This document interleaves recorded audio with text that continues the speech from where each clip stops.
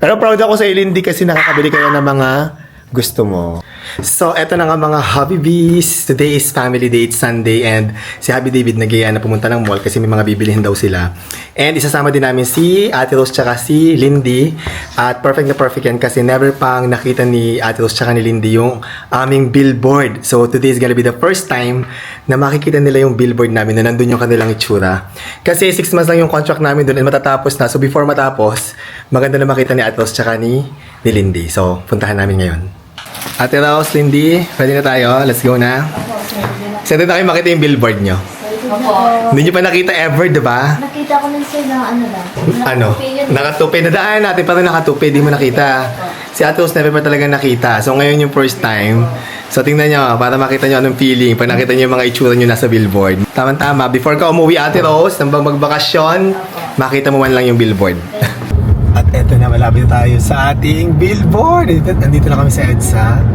And approaching na kami sa billboard namin. Ate Rose, Lindy, get ready. Check nyo dyan sa aming window. Makikita nyo dyan yung ating Excited na billboard. Tingnan nyo. Malapit na. Ayan, malapit na. Ayan na. Pagkalampas nitong itong Jollibee. Ayan. Ayan na. Ayan na, kita mo? Ayan! Picture natin. Ayan! Laki ng mukha ko dyan. Mukha ko. Sarap sa pagkaramdam na nandun ako sa taas. Laki ng mukha niyo doon. Anong feeling, Ate Rose? Anong feel pakiramdam na nasa EDSA yung mukha nyo po, Ate Rose, Lindy? Hindi, Sa'yo sir. hindi kami makapaniwala na nandun kami, sir. Sabit naman ang Kasama po kayo. We're here sa Mega Mall. Hanap muna kami ng mabibili. Una namin pinuntahan ang Power Mac para bumili ng iPhone 17 Pro Max para kay Uncle. Ang tagal kasing dumating nung pinareserve namin sa isang service provider kaya naman naisipan ko na ipa-cancel at bumili na lang ako dito. Inabot na talaga ng Pasko ang pa-birthday kay Uncle. Pero sakto na rin, pa-birthday at pa-Christmas na yan.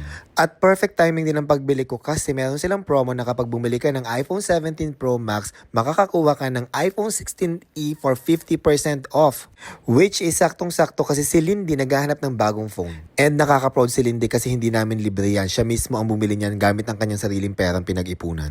Nakakatuwa lang makita na yung mga kasama mo sa bahay ay nakakapag-ipon at nakakabili ng mga gusto nila sa buhay. After namin bumili ng phone, nag-aya naman si Happy David na pumunta ng MAC para bumili ng makeup. Hinanapan niya si Ate Rose tsaka si Lindy ng makeup na magko-complement sa kanilang skin.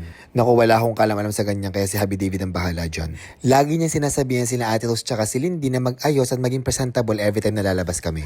At syempre, kasama na rin dyan ang good hygiene. At dahil magpapasko nga, ito na ang Christmas gift ni Happy David sa kanila. Bumili si Happy David ng foundation, powder, brush, blush at tsaka lipstick para sa kanila. Tuwang-tuwa si Ate Rose sa lipstick kasi bagay na bagay daw sa kanya. First time ni Ate Rose tsaka ni Lindy na magkaroon ng MAC Cosmetics kaya naman tuwang-tuwa sila.